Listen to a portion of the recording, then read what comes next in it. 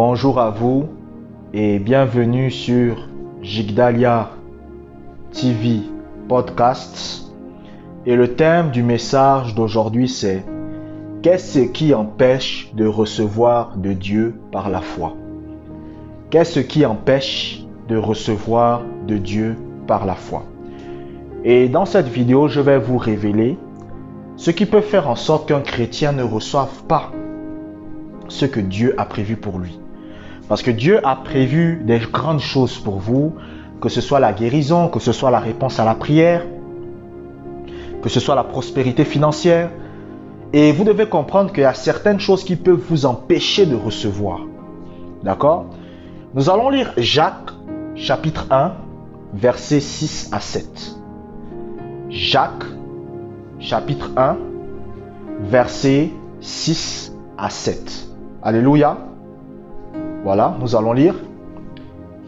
Celui qui doute est semblable au flot de la mer, agité par le vent et poussé de côté et d'autre. Qu'un tel homme ne s'imagine pas qu'il recevra quelque chose du Seigneur. Amen. Donc regardez ce que la Bible dit. L'apôtre Jacques compare la personne qui est dans le doute au flot de la mer. Vous remarquerez que les flots de la mer ne sont jamais immobiles. Les flots de la mer varient de façon constante. Et l'apôtre Jacques dit que ces personnes-là, qui sont tout le temps en train de douter, il dit, ces personnes-là ne peuvent rien recevoir de Dieu. Donc, en d'autres mots, ce qui peut faire en sorte qu'un chrétien ne reçoive pas ce que Dieu a prévu pour lui, c'est le doute. Qu'est-ce que c'est que le doute? Le doute, le doute, ça ne veut pas dire que vous n'avez pas la foi. D'accord? Le doute, ça ne veut pas dire que vous êtes incrédule. Le doute, c'est lorsque vous êtes dans l'incertitude. Je vous prends un exemple. Voici quelqu'un qui prie pour la guérison, parce que vous savez que moi j'aime beaucoup la guérison. Voici quelqu'un qui prie pour la guérison. Et lorsque la personne prie pour la guérison, qu'est-ce qui se passe? Cette personne a de l'incertitude. Cette personne se dit, peut-être que Dieu va me guérir, mais peut-être aussi que Dieu ne va pas me guérir. Ça, c'est ce qu'on appelle le doute. Le doute, c'est quand vous êtes incertain du fait que vous allez recevoir quelque chose ou pas. Voici quelqu'un qui a envie d'avoir le baptême du Saint-Esprit, avec l'évidence du parler en langue. Parce que vous devez comprendre que dans la Bible, chaque fois que les chrétiens recevaient le Saint-Esprit, ils parlaient en langue. Il y avait le parler en langue qui se manifestait. Et maintenant, ce chrétien demande le baptême du Saint-Esprit. Mais sauf que quand il demande le baptême du Saint-Esprit, il doute. Il se dit, est-ce que je vais recevoir ça ou pas? Donc, en fait, quelqu'un qui est dans le doute, c'est tout simplement quelqu'un qui est dans l'incertitude. C'est quelqu'un qui ne sait pas s'il va recevoir ou s'il ne va pas recevoir. Donc, je vous prends un exemple. Admettons que vous voulez aller voir votre patron et vous voulez que votre patron vous fasse une augmentation. Mais le problème, c'est que vous ne savez pas trop ce qui va se passer. Vous ne savez pas si il va vous augmenter ou si il va aussi mal le prendre. D'accord? Donc, quand vous allez vers votre patron, vous êtes dans quoi? Dans l'incertitude. Le synonyme de douter, c'est l'incertitude. C'est-à-dire qu'on n'est pas sûr de quelque chose. Vous savez, la dernière fois, j'ai vu ma mère là. Elle est venue, elle m'a accusé de quelque chose. Donc elle m'appelle. Elle me dit, oui, Josué, mais c'est toi. J'ai dit à ma mère, est-ce que tu m'as vu? Tu m'as vu? Elle a commencé à douter. Ah, mais elle a dit que c'était toi. J'ai dit, non, oui. La personne t'a dit. Mais est-ce que cette personne qui t'a dit ça m'a vu? Elle a dit non. J'ai dit non, c'était pas moi. C'était l'autre personne qui a fait ça.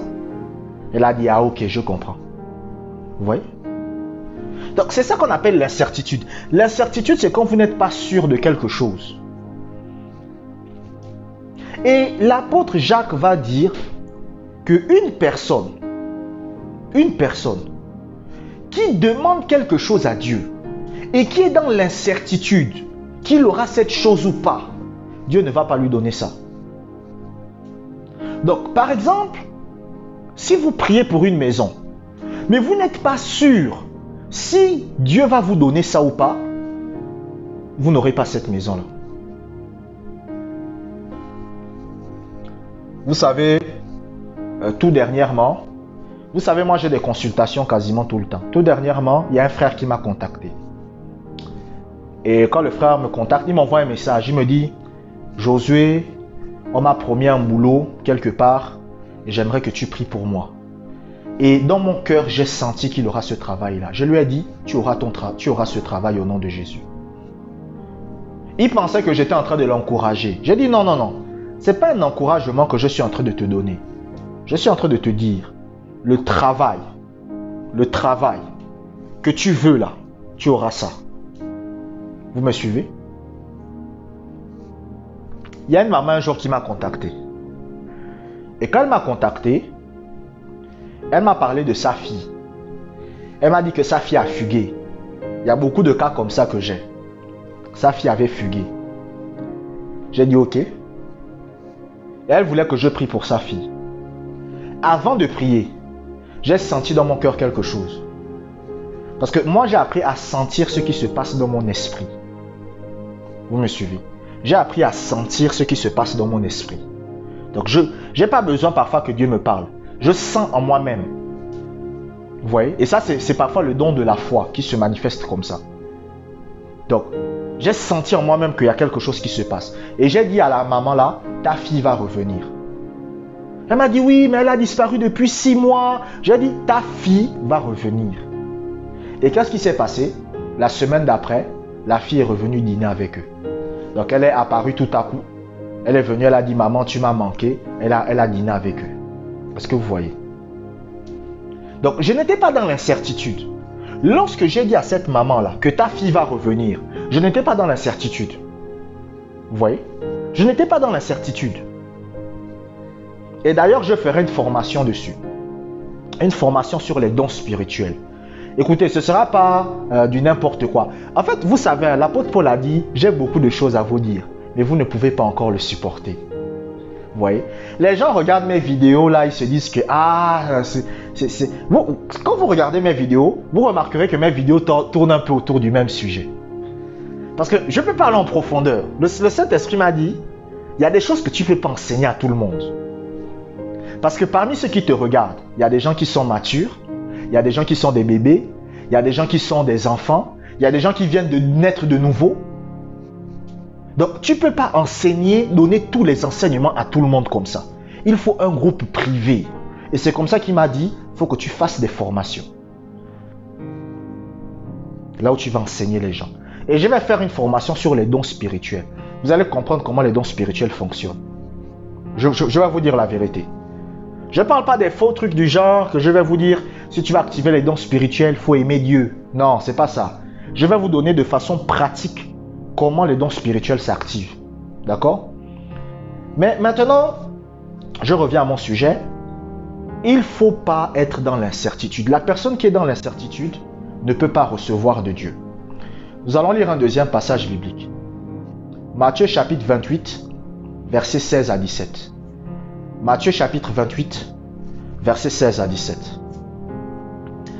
Les 11 disciples allèrent en Galilée sur la montagne que Jésus leur avait désignée.